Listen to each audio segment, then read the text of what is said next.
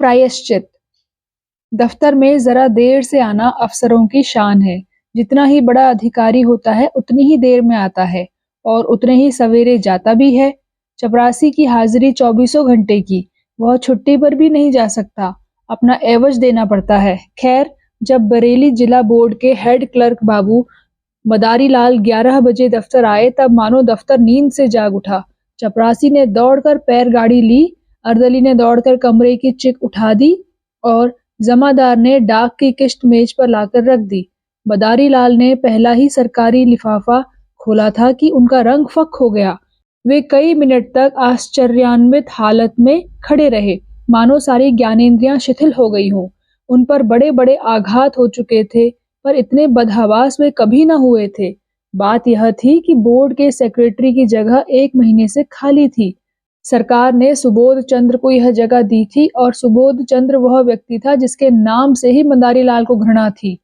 वह सुबोध चंद्र जो उनका सहपाठी था, जिसे जक देने को उन्होंने कितनी ही चेष्टा की पर कभी सफल न हुए थे, वही सुबोध आज उनका अफसर होकर आ रहा था।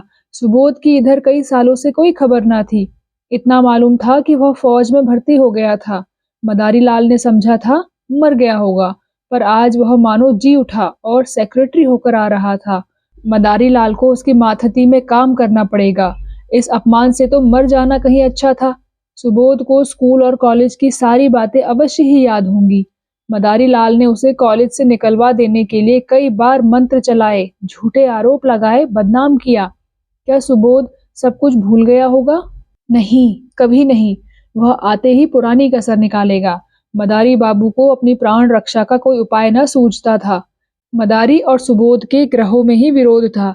दोनों एक ही दिन एक ही पाठशाला में भर्ती हुए थे और पहले ही दिन से दिल में ईर्ष्या और द्वेष की वह चिंगारी पड़ गई थी जो आज 20 वर्ष बीतने पर भी ना बुझी थी। सुबोध का अपराध यही था कि वह मदारी लाल से हर एक बात में बढ़ा हुआ था। डील डौल, रंग रूप, रीति व्यवहार, विद्या बुद्धि, ये सारे मैदान उसके हाथ में थे। मदारी लाल ने उसका यह अपराध कभी क्षमा नहीं किया। सुबोध 20 वर्ष तक निरंतर उसके हृदय में कांटा बना रहा। जब सुबोध डिग्री लेकर अपने घर चला गया और मदारी फेल होकर इस दफ्तर में नौकर हो गए, तब उनका चित्त शांत हुआ। किंतु जब यह मालूम हुआ कि सुबोध बसरे जा रहा है, तब तो मदारी लाल का चेहरा खिल उठा। उनके दिल से वह पुरानी फांस निकल गई। पर हाय हतभाग्य, आज वह पुराना नासूर षटगुण टीस और जलन के साथ खुल गया। आज उनकी किस्मत सुबोध के हाथ में थी। ईश्वर इतना अन्यायी है, विधि इतनी कठोर। जब जरा चित्त शांत हुआ तब मदारी ने दफ्तर के क्लर्कों को सरकारी हुक्म सुनाते हुए कहा, अब आप लोग जरा हाथ पांव संभाल कर रहिएगा। सुबोध चंद्र वे आदमी नहीं है जो भूलों को क्षमा कर दें। एक क्लर्क ने पूछा, क्या बहुत सख्त हैं? मदारी लाल ने मुस्कुराकर कहा, वह तो आप लोगों को 2-4 दिन में ही मालूम हो जाएगा। मैं अपने मुंह से किसी की क्यों शिकायत करूं? बस चेतावनी दे दी कि हाथ पांव संभाल कर रहिएगा। आदमी योग्य है पर बड़ा ही क्रोधी, बड़ा ही दंभी। गुस्सा तो उसकी नाक पर रहता है। खुद हजारों हजम कर जाए और डकार तक ना ले, पर क्या मजाल की मातहत एक कौड़ी भी हजम करने पाए। ऐसे आदमी से ईश्वर ही बचाए। मैं तो सोच रहा हूँ कि छुट्टी लेकर घर चला जाऊं। दोनों वक्त घर पर हाजिरी बजानी होगी। आप लोग आज से सरकार के नौकर नहीं, सेक्रेटरी साहब के नौकर हैं। कोई उनके लड़के को पढ़ाएगा, कोई बाजार से सौदा सुलफ लाएगा और कोई उन्हें अखबार सुनाएगा, और चपरासियों के तो शायद दफ्तर में दर्शन ही ना हो। इस प्रकार सारे दफ्तर को सुबोध चंद्र की तरफ से भड़काकर मदारी लाल ने अपना कलेजा ठंडा किया। इसके 1 सप्ताह बाद सुबोध चंद्र गाड़ी से उतरे। तब स्टेशन पर दफ्तर के सब कर्मचारियों को हाजिर पाया। सब उनका स्वागत करने आए थे। मदारी लाल को देखते हुए सुबोध लपक कर उनके गले से लिपट गए और बोले, तुम खूब मिले भाई, यहाँ कैसे आए? आज एक युग के बाद भेंट हुई। मदारी लाल बोले, यहाँ जिला बोर्ड के दफ्तर में हेड क्लर्क हूँ। आप तो कुशल से हैं? सुबोध बोले, अजी मेरी ना पूछो। बसरा, फ्रांस, मिस्र और ना जाने कहाँ कहाँ मारा मारा फिरा। तुम दफ्तर में हो, यह बहुत ही अच्छा हुआ। मेरी तो समझ में ही ना आता था कि कैसे काम चलेगा। मैं तो बिल्कुल कोरा हूँ, मगर जहाँ जाता हूँ मेरा सौभाग्य ही मेरे साथ जाता है। बसरे में सभी अफसर खुश थे। फ्रांस में भी खूब चैन किए। 2 साल में कोई 25,000 रुपए बना लाया और सब उड़ा दिया। वहां से आकर कुछ दिनों को ऑपरेशन दफ्तर में मटर गश्ती करता रहा। यहाँ आया तब तुम मिल गए। फिर क्लर्कों को देखकर पूछा, ये लोग कौन हैं? मदारी के हृदय में बर्छियां सी चल रही थी। दुष्ट, 25,000 रुपए बसरे से कमा लाया। यहाँ कलम घिसते घिसते मर गए और 500 भी ना जमा कर सके। बोले, ये लोग बोर्ड के कर्मचारी हैं, सलाम करने आए हैं। सुबोध ने उन सब लोगों से बारी बारी से हाथ मिलाया और बोला, आप लोगों ने व्यर्थ यह कष्ट किया, बहुत आभारी हूँ। मुझे आशा है कि आप सब सज्जनों को मुझसे कोई शिकायत ना होगी। मुझे अपना अफसर नहीं, अपना भाई समझिए। आप सब लोग इस तरह काम कीजिए कि बोर्ड की नेक नामी हो और मैं भी सुरखरू रहूं। आपके हेड क्लर्क साहब तो मेरे पुराने मित्र और लंगोटिया यार हैं। एक वाक चतुर क्लर्क ने कहा, हम सब हुजूर के ताबेदार हैं, यथाशक्ति आपको संतुष्ट करेंगे, लेकिन आदमी ही है, अगर कोई भूल हो भी जाए तो हुजूर उसे क्षमा करेंगे। सुबोध ने नम्रता से कहा, यही मेरा सिद्धांत है और हमेशा से यही सिद्धांत रहा है। जहां रहा मातहतों से मित्रों का सा बर्ताव किया। हम और आप दोनों ही किसी तीसरे के गुलाम हैं।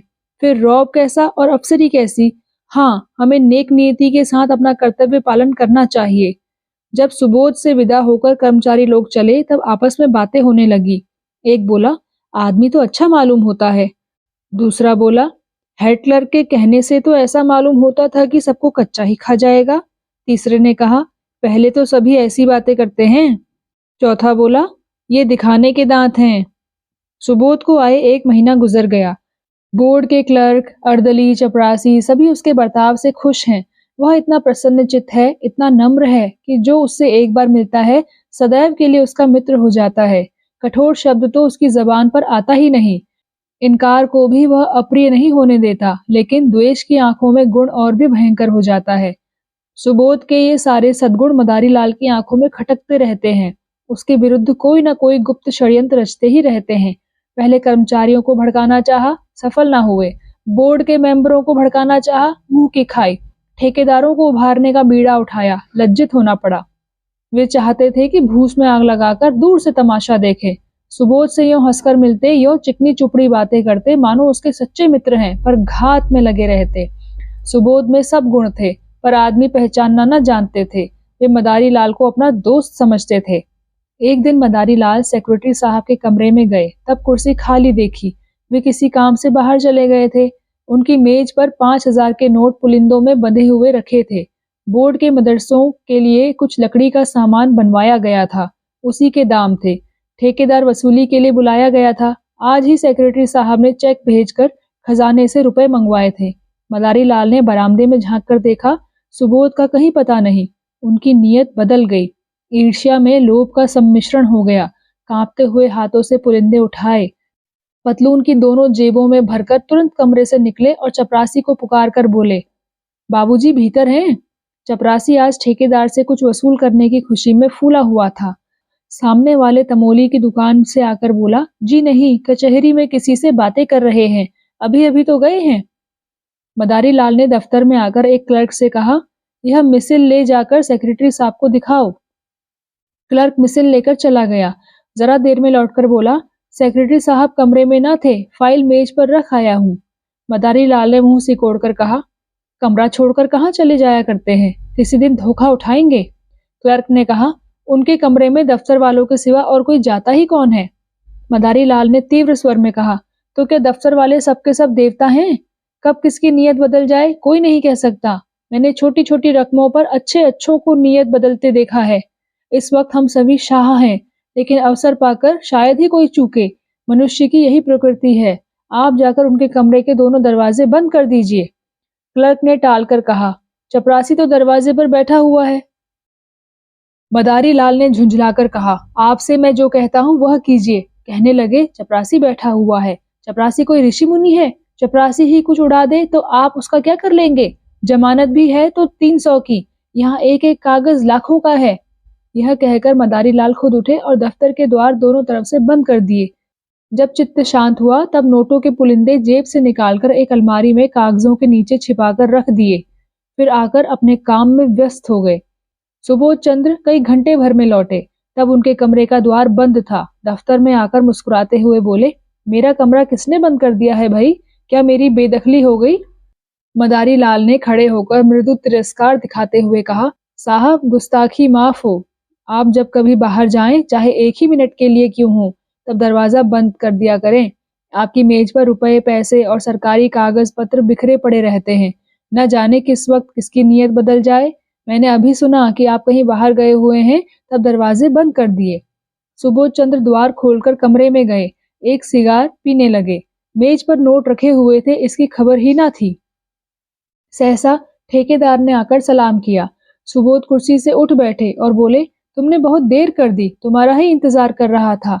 10 ही बजे रुपए मंगा लिए थे, रसीद का टिकट लाए हो ना? ठेकेदार बोला, हुजूर रसीद लिखवा लाया हूँ। सुबोध बोले, तो अपने रुपए ले जाओ, तुम्हारे काम से मैं बहुत खुश नहीं हूँ।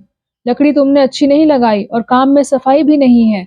अगर ऐसा काम फिर करोगे तो ठेकेदारों के रजिस्टर से तुम्हारा नाम निकाल दिया जाएगा। यह कहकर सुबोध ने मेज पर निगाह डाली, तब नोटों के पुलिंदे न थे। सोचा शायद किसी फाइल के नीचे दब गए हों। कुर्सी के समीप के सब कागज उलट पुलट कर डाले, मगर नोटों का कहीं पता नहीं। नोट कहाँ गए? अभी तो यही मैंने रख दिए थे, कहाँ जा सकते हैं? फिर फाइलों को उलटने पलटने लगे। दिल में जरा जरा धड़कन होने लगी। सारी मेज के कागज छान डाले, पुलिंदों का पता नहीं। तब वे कुर्सी पर बैठकर इस आध घंटे में होने वाली घटनाओं की मन में आलोचना करने लगे। चपरासी ने नोटों के पुलिंदे लाकर मुझे दिए, खूब याद है। भला यह भी भूलने की बात है? और इतनी जल्द? मैंने नोटों को लेकर यही मेज पर रख दिया, गिना तक नहीं। फिर वकील साहब आ गए, पुराने मुलाकाती हैं। उनसे बातें करता जरा उस पेड़ तक चला गया। उन्होंने पान मंगवाए, बस इतनी ही देर हुई। जब गया हूँ तब पुलिंदे यहीं रखे हुए थे, खूब अच्छी तरह याद है। तब से नोट कहाँ गायब हो गए? मैंने किसी संदूक, दराज या अलमारी में नहीं रखे, फिर गए तो कहाँ? शायद दफ्तर में किसी ने सावधानी के लिए उठाकर रख दिए हों। यही बात है, मैं व्यर्थ ही इतना घबरा गया। छी! तुरंत दफ्तर में आकर मदारी लाल से बोले, आपने मेरी मेज पर से नोट तो उठाकर नहीं रख दिए? मदारी लाल ने भौचक्का होकर कहा, क्या आपकी मेज पर नोट रखे हुए थे? मुझे तो खबर ही नहीं। अभी पंडित सोहनलाल एक फाइल लेकर गए थे, तब आपको कमरे में ना देखा। जब मालूम हुआ कि आप किसी से बात करने चले गए हैं, तब दरवाजे बंद कर दिए। क्या नोट नहीं मिल रहे हैं? सुबोध आंखें फैलाकर बोले, अरे साहब, पूरे 5,000 के हैं, अभी अभी चेक भुनाया है। मदारी लाल ने सिर पीट कर कहा, पूरे 5,000? हे भगवान, आपने मेज पर खूब देख लिया है? सुबोध बोले, अजी 15 मिनट से तलाश कर रहा हूँ। मदारी लाल बोले, चपरासी से पूछ लिया कि कौन कौन आया था? सुबोध बोले, आइए जरा आप लोग भी तलाश कीजिए, मेरे तो होश उड़े हुए हैं। सारा दफ्तर सेक्रेटरी साहब के कमरे की तलाशी लेने लगा। मेज, अलमारियां, संदूक सब देखे गए। रजिस्टरों के वर्के उलट पलट कर देखे गए, मगर नोटों का कहीं पता नहीं। कोई उड़ा ले गया, अब इसमें कोई शुबह न थी। सुबोध ने एक लंबी सांस ली और कुर्सी पर बैठ गए।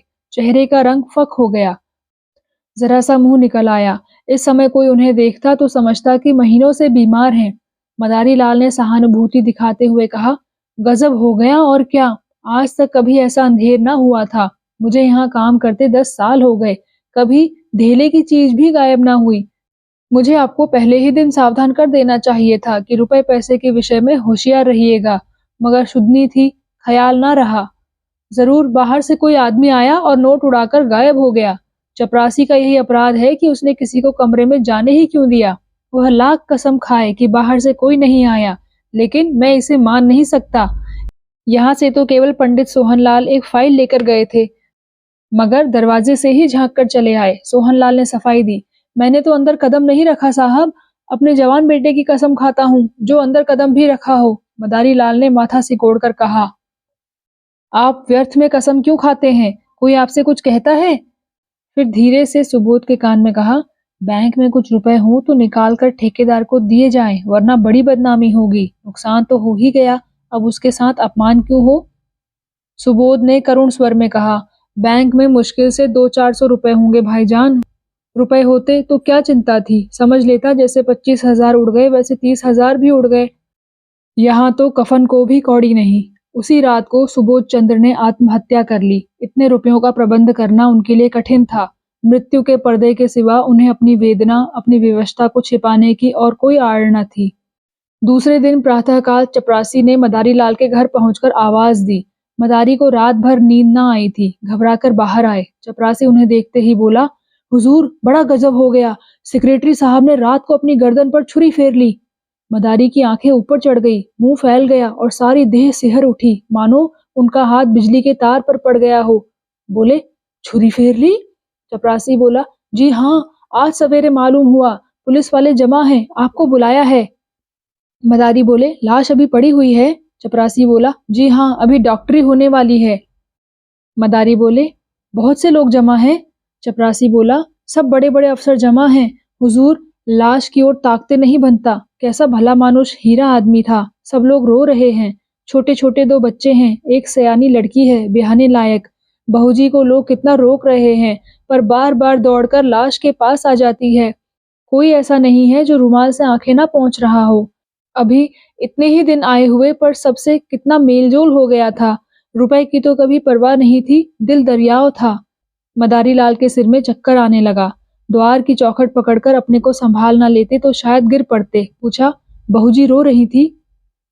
चपरासी बोला, कुछ ना पूछिए हुजूर, पेड़ की पत्तियां झड़ी जाती हैं, आंखें फूलकर गूलर हो गई हैं। मदारी बोला, कितने लड़के बतलाए तुमने? चपरासी बोला, हुजूर 2 लड़के हैं और 1 लड़की। मदारी बोले, हाँ हाँ, लड़कों को तो देख चुका हूँ, लड़की सयानी होंगी। चपरासी बोला, जी हाँ, ब्याहने लायक है, रोते रोते बेचारी की आंखें सूज आई हैं। मदारी बोला, नोटों के बारे में भी बातचीत हो रही होगी?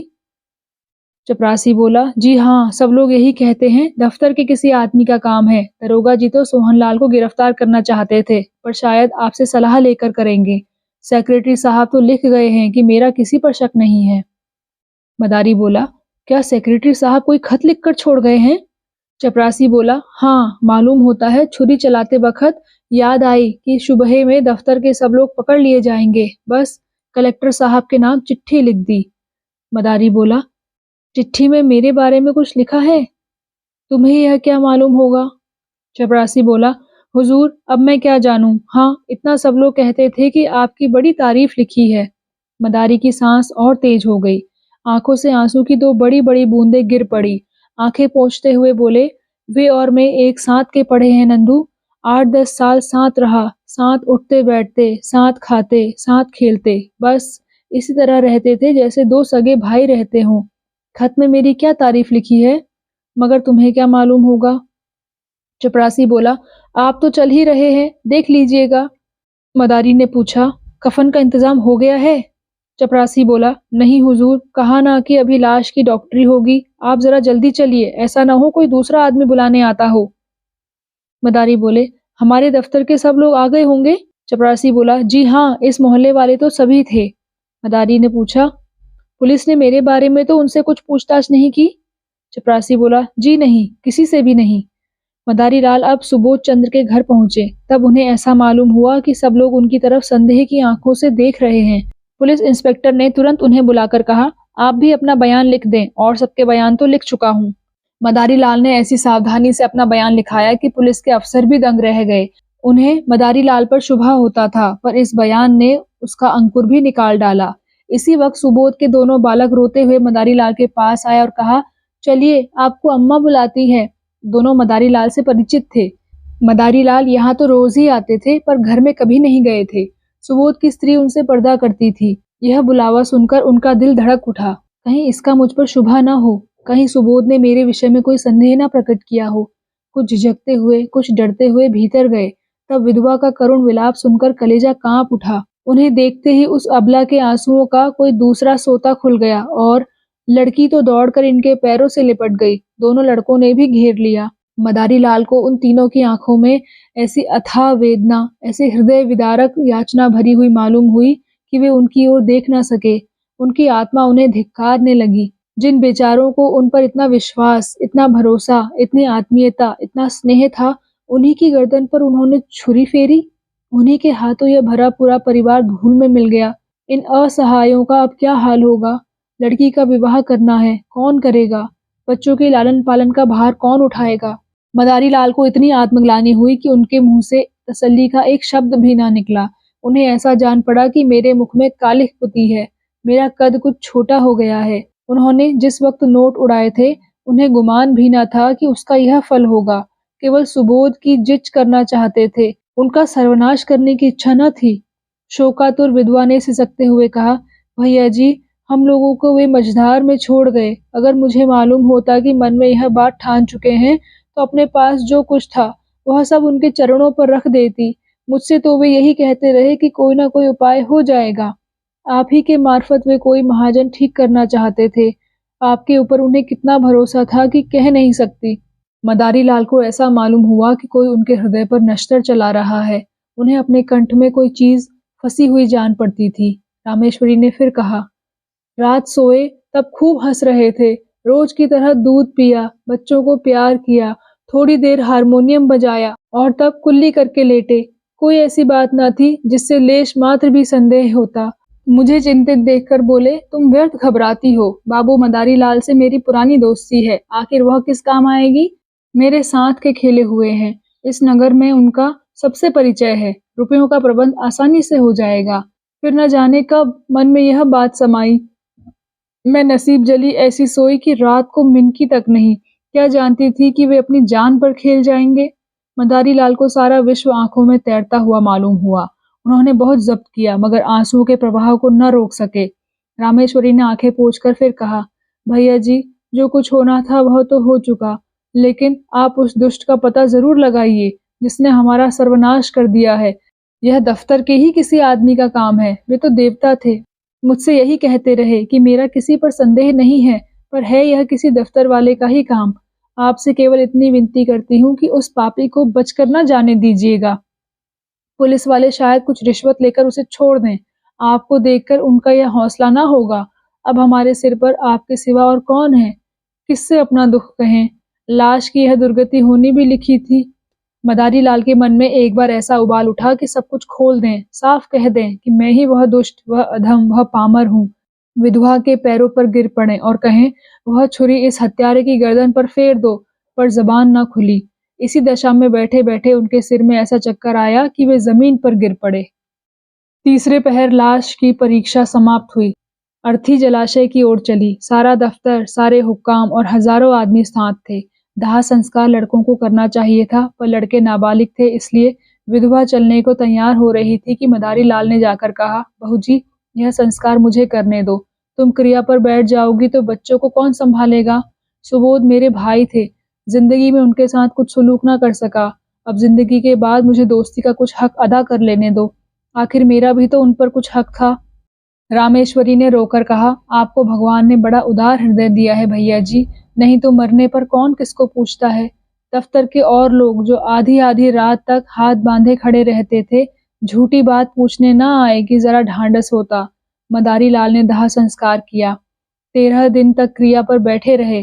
13वें दिन पिंडदान हुआ, ब्राह्मणों ने भोजन किया, भिखारियों को अन्नदान दिया गया, मित्रों की दावत हुई और यह सब कुछ मदारी लाल ने अपने खर्च से किया।